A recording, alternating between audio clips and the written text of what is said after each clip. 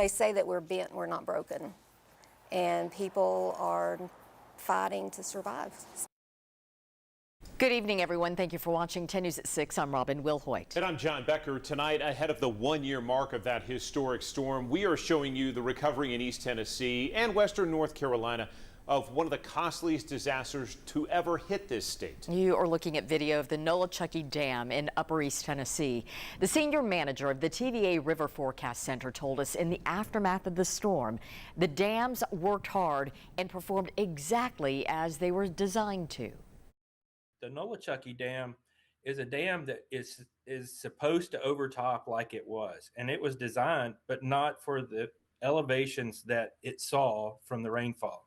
So that was the situation where we went into the decision to evacuate people as a extreme precaution, just to be on the safe side, because we had not seen elevations to that point. Valley. That TVA leader says Douglas Dam released 450,000 gallons of water per second days after the storm, of course, setting a record.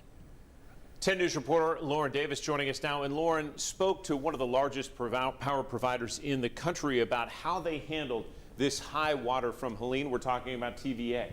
Yes, John, Robin, the Tennessee Valley Authority manages the Tennessee River system, and when Helene was brewing, they started monitoring it. The storm was projected to be west of us, but TVA staff say they were ready for the task when it shifted.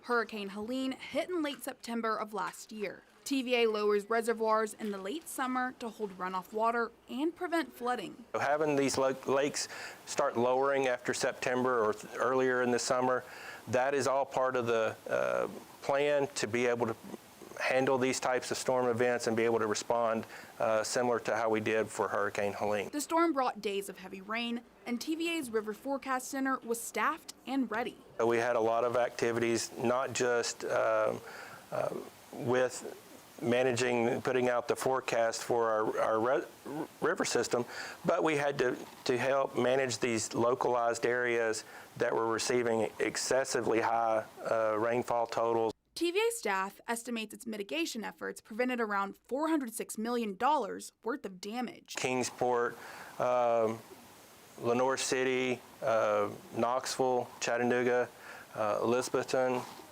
a lot of these cities throughout the valley would have been impacted significantly if it weren't for the system of dams that TVA manages. And Helene taught them important lessons about communication. Having some redundancy built into our emergency preparedness for being able to communicate with the sites themselves. Storm events, a lot of downed trees, a lot of power lines down. Cell phone communication was very difficult in some of those areas, so we had to rely on emergency responders to help us with that. TVA staff say they track storms whether they're expected to hit the Tennessee River system or not, because the storms are unpredictable, and the earlier you can prepare, the easier it is to handle a situation if it does shift. John, Robin. What an extraordinary event that was and how they handled it, Lauren. Thanks for the glimpse there.